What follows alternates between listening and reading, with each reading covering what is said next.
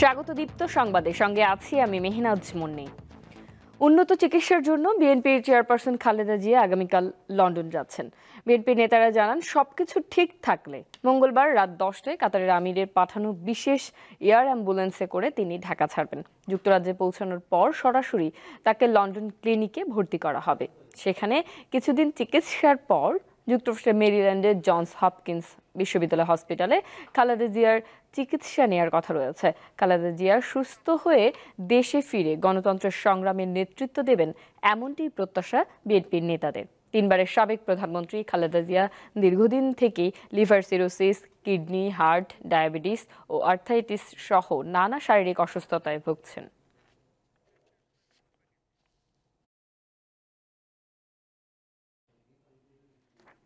ঢাকা আন্তর্জাতিক বাণিজ্য মেলায় জুলাই বিপ্লবের চেতনা নিয়ে 3টি চত্বর করা হয়েছে। আন্দোলনে নির্মমতার ইতিহাস এতে ঠাঁই পাওয়ায় খুশি দর্শনার্থীরা। রূপকথা কিংবা কল্পকথা নয়, এই গল্প বাস্তবের।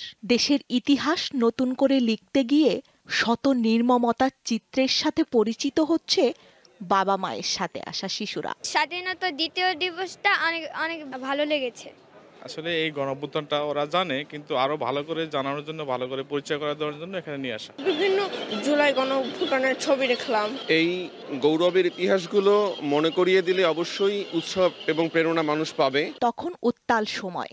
প্রতিদিন গণমাধ্যম জুড়ে জুলাই বিপ্লবে ছাত্র জনতার রাজপথ আঁকড়ে থাকার লড়াই। 5 আগস্ট বিজয় অর্জন। এই ঘটনার 5 মাস পেরোলেও এখনো মানুষকে নাড়া দেয়। প্রতিটা জায়গায় 6, 12, 15 এভাবে প্রতিটা দিনের এখানে ওইভাবে করে তুলে ধরছে। এক সময় 24 সালে আসছি, 23 সালে আসছি, 22 সালে আসছি, প্রথমে তখন আসছি, তখনকার যে অনুভূতি আর আজকের 24 25-এর যে অনুভূতি, এটা একটা আলাদা অনুভূতি। 36 বাংলাদেশের একটা ইতিহাস। 36 আমাদের যে ভবিষ্যৎ জন্ম, প্রজন্ম থেকে প্রজন্ম, এই 36টা আমাদের স্বর্ণাক্ষরে বাংলাদেশে লেখা থাকবে। জুলাই বিপ্লবের চেতনাকে সামনে রেখে মেলার আঙিনায় জুলাই চত্বর, 36 জুলাই চত্বর ও তারুণ্যের চত্বর নামে রয়েছে 3টি আলাদা চত্বর।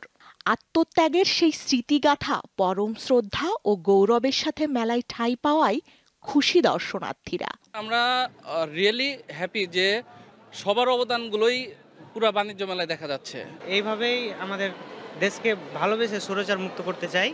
যুদ্ধে যারা অংশগ্রহণ করছে, যারা শহীদ হয়েছে, তাদের সবার নাম আছে, স্মৃতিস্বরূপ হিসেবে সবার ছবি দেওয়া আছে, কি কি করছে সব উঠে আসতেছে। যে স্বাধীন যে স্বচ্ছতা এখন আমরা চারিদিকে দেখতে পাচ্ছি, এটা যেন সব সময়ই থাকে। গণ অভ্যুত্থানের সেই দিনলিপিকে ছবি, গ্রাফিক্স, ব্যানার, ফেস্টুন, আলোকচিত্র কিংবা সংবাদপত্রের প্রতিবেদন দিয়ে সাজানো হয়েছে। জুলাই গল্প শিরোনামে করা হয়েছে একটি কর্নারও। জুলাই আগস্টের আত্মত্যাগের চেতনায় একটি সমৃদ্ধ, সুন্দর ও দুর্নীতিমুক্ত দেশ গড়ে উঠুক, শান্তি ছুঁয়ে যাক সবাইকে, এমন প্রত্যাশা মেলার দর্শনার্থীদের। স্বস্তিকা সিংহ, দীপ্ত সংবাদ, ঢাকা। এবার একটি শোক সংবাদ।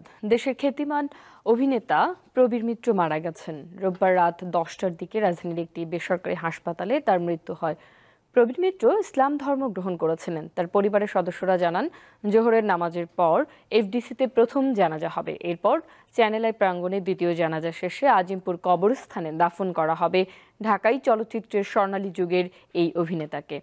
1969 সালে প্রয়াত এইচ আকবরের জলছবি চলচ্চিত্র অভিনয়ের জন্য প্রথম ক্যামেরার সামনে দাঁড়ান প্রবীর মিত্র। যদিও চলচ্চিত্রটি মুক্তি পায় 1971 সালের 1 জানুয়ারি। ক্যারিয়ারের শুরুর দিকে প্রবীর মিত্র নায়ক হিসেবে কয়েকটি চলচ্চিত্রে অভিনয় করেন। পরে চরিত্রায়ী অভিনেতা হিসেবে কাজ করেও তিনি দর্শকপ্রিয়তা অর্জন করেন। 1982 সালে বড় ভালো লোক ছিল সিনেমায় অভিনয়ের জন্য জাতীয় চলচ্চিত্র পুরস্কার পান প্রবীর মিত্র। 2018 সালে জাতীয় চলচ্চিত্র পুরস্কারের আজীবন সম্মাননাতেও ভূষিত হন এই অভিনেতা।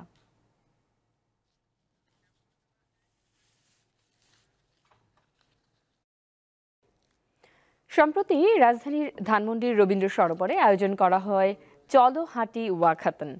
স্বাস্থ্য সচেতনতা ও সক্রিয় জীবনের বার্তা নিয়ে এই ওয়াকাথনে অংশ নেন বিভিন্ন শ্রেণী পেশার মানুষ। রবীন্দ্র সরোবর থেকে হাঁটা শুরু করে জিগাতলা, শঙ্কর ও ধানমন্ডি 27 হয়ে আবার রবীন্দ্র সরোবরে এসে ওয়াকাথন শেষ হয়। এতে বাণিজ্য উপদেষ্টা শেখ বশিরউদ্দিন, তত্ত্বাবধায়ক সরকারের সাবেক উপদেষ্টা হোসেন জিল্লুর রহমান ও ওয়াকাথনের আয়োজক লেটস ওয়াকের ফাউন্ডার ও চেয়ারম্যান অনুপম হোসেন উপস্থিত ছিলেন।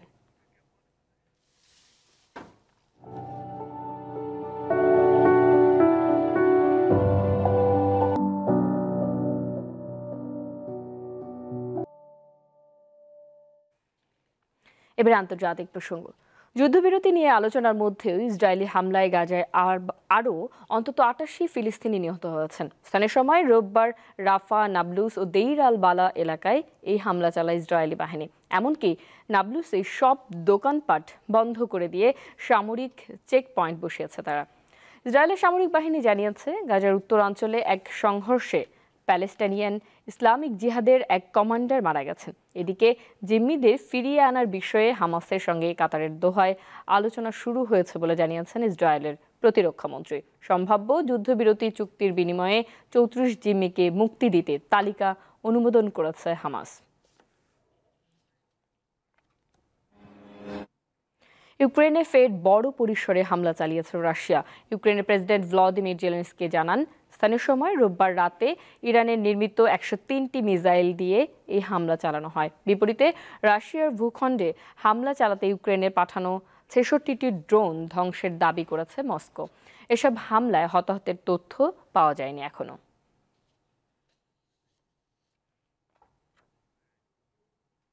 যুক্তরাষ্ট্রের 30টিরও বেশি অঙ্গরাজ্য শীতকালীন ঝড়ের কবলে পড়েছে। ঝড়ের কারণে এরই মধ্যে কয়েক হাজার ফ্লাইট বাতিল করা হয়েছে। কুয়াশা ও ভারী তুষারপাতের কারণে অনেক স্থান যোগাযোগ বিচ্ছিন্ন হয়ে পড়েছে। বন্ধ ঘোষণা করা হয়েছে বহু শিক্ষা প্রতিষ্ঠান। জরুরি অবস্থা জারি করা হয়েছে কেন্টাকি, ভার্জিনিয়া, পশ্চিম ভার্জিনিয়া, আরকানসাস এবং নিউ জার্সির কিছু অংশে। যুক্তরাষ্ট্রের ন্যাশনাল ওয়েদার সার্ভিস জানিয়েছে, স্থানীয় সময় সোমবারের পর থেকে আবহাওয়া পরিস্থিতির উন্নতি হতে পারে।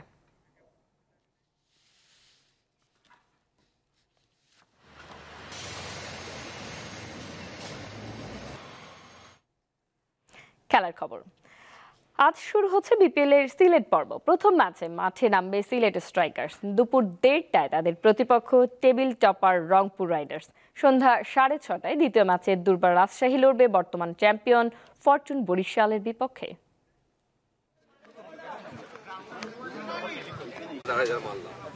প্রথম পর্বে মাত্র এক ম্যাচ খেলেছে 2023-এর রানার্স আপ সিলেট স্ট্রাইকার্স। এবার ঘরের মাঠে টানা 5 ম্যাচ খেলবে তারা। প্রথম পর্ব শেষে দলটি আছে টেবিলের তলানিতে, তাই টেবিল টপারদের মুখোমুখি হওয়ার আগে একটু চাপে সিলেটিরা। তারপরও হোম গ্রাউন্ডে খেলা আর দর্শক সমর্থন তাদের বড় প্রেরণা। অবশ্যই এখানে আমাদের এক্সপেকটেশন তো ভালো থাকবে। ভালো দিক যে আমরা হোমে খেলছি, যদিও হোম বলতে কিছু নেই বিপিএল, তারপরেও আমাদের প্রিপারেশনটা ভালো ছিল।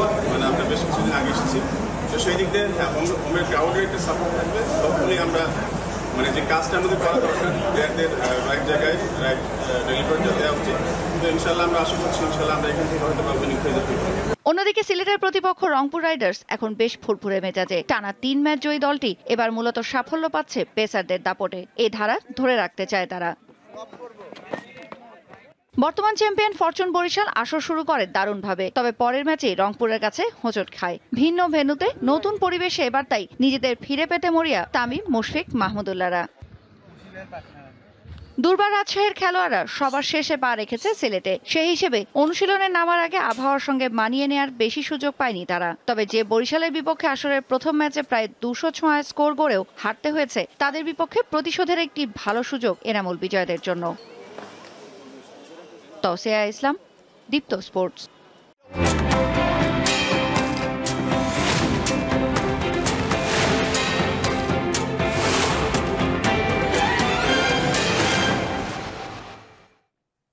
দর্শক, এবারে জানাবো এক নজরে দৈনিক পত্রিকার শিরোনামগুলো।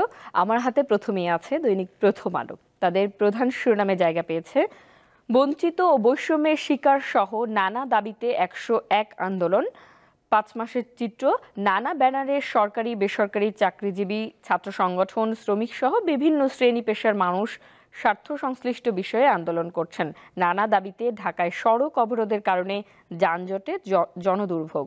বেশিরভাগ আন্দোলনকারী নিজেদের বঞ্চিত বা বৈষম্যের শিকার বলে দাবি করছেন এবং অটোরিকশা চালকেরাও যে আন্দোলনে সে বিষয়টি প্রধান শিরোনামে জায়গা পেয়েছে। পাশাপাশি রয়েছে চিকিৎসার জন্য আগামীকাল লন্ডন যাচ্ছেন খালেদা জিয়া। যুক্তরাজ্যে পৌঁছানোর পর সরাসরি তাকে লন্ডন ক্লিনিকে ভর্তি করা হবে এবং যুক্তরাষ্ট্রের মেরিল্যান্ড জনস হপকিন্স বিশ্ববিদ্যালয় হসপিটালে তার চিকিৎসা নেয়ার কথা রয়েছে।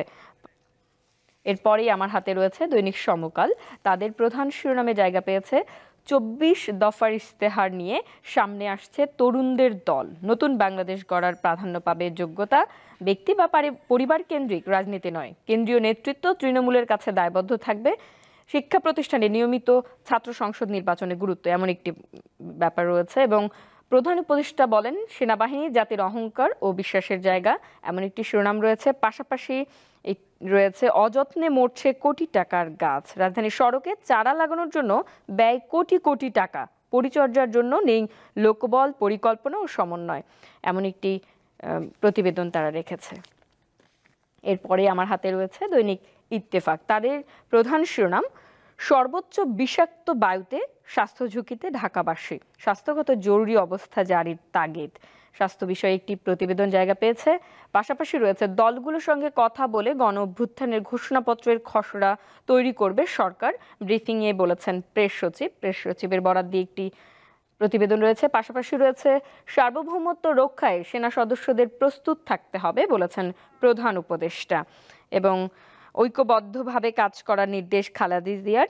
দলের স্থায়ী কমিটির সদস্যদের সাক্ষাৎ, এটিও রয়েছে। পাশাপাশি রয়েছে দেশে বেকারের সংখ্যা 26,60,000, বিবিএস নতুন হিসেবে বেকার বেড়েছে 20,000। এরপরে আমার হাতে রয়েছে দৈনিক যুগান্তর। তাদের প্রধান শিরোনাম দেশ জুড়ে তীব্র গ্যাস সংকট, হাহাকার বাসাবাড়ি, শিল্প কারখানায়। সিএনজি স্টেশনগুলো দীর্ঘ লাইন তৈরি করছে যানজট। মাতারবাড়িতে একটি ভাসমান এলএনজি টার্মিনাল অচল ছিল 1 সপ্তাহ। তিতাস গ্যাস কর্তৃপক্ষ জানিয়েছে 2-3 দিনের মধ্যে সরবরাহ স্বাভাবিক হবে। ক্রেতা ধরে রাখতে ভর্তুকি দিয়ে বিকল্প ব্যবস্থায় কারখানা চালু রাখছেন শিল্প মালিকরা, একটি প্রধান শিরোনাম তাদের। পাশাপাশি জুলাই বিপ্লবের একটি ছবি দিয়ে রয়েছে যে রাজনৈতিক অনেক গল্প ও কবিতা বাদ যাচ্ছে এবারের প্রাথমিক ও মাধ্যমিকের নতুন বইয়ে, সেটিও তাদের গ্রাফিতির যে চিত্রটি সেটি রেখেছে। পাশাপাশি রয়েছে অর্থ বছর 2025-26 থেকে 2027-28 সরকার ঋণ নেবে 8.5 লাখ কোটি টাকা। IMF এর শর্ত ভেঙে সঞ্চয়পত্র থেকে বেশি ঋণের পরিকল্পনা, এটিও রয়েছে। পাশাপাশি এবারে আমার হাতে রয়েছে দৈনিক কালের কণ্ঠ। তাদের প্রধান শিরোনামে জায়গা পেয়েছে খালেদা জিয়ার লন্ডন সফর নিয়ে জনমনে কৌতূহল। কাল রাতে লন্ডন যাত্রা, যাবেন এয়ার অ্যাম্বুলেন্সে। মা ছেলের দেখা হবে 7 বছর পর। চিকিৎসার জন্য যেতে পারেন যুক্তরাষ্ট্রেও, এটি তাদের প্রধান শিরোনাম। পাশাপাশি রয়েছে নেতাকর্মীদের খালেদা জিয়া, সবাইকে ঐক্যবদ্ধ হয়ে গণতন্ত্রের পক্ষে কাজ করতে হবে। তারেক রহমানের 4 মামলা বাতিলের রায় বহাল, নির্যাতনে তার কোমরের হাড় ভেঙে ফেলা হয় বলেছেন ব্যারিস্টার খোকন। এরপরে আমার হাতে রয়েছে আজকের পত্রিকা। তাদের প্রধান শিরোনাম 2 শিল্প গ্রুপেই তছরূপ 35,000 কোটি টাকা। ফার্স্ট সিকিউরিটি ইসলামী ব্যাংক এমডি, পরিচালক সহ 6 শতাধিক ঊর্ধ্বতন কর্মকর্তার সম্পৃক্ততার প্রমাণ পেয়েছে, একটি অনুসন্ধানীমূলক রয়েছে প্রতিবেদন। দর্শক, দেখে নিলাম আজকের দৈনিক পত্রিকার শিরোনামগুলো। দর্শক, শেষ করছি এখনকার মতো সংবাদ।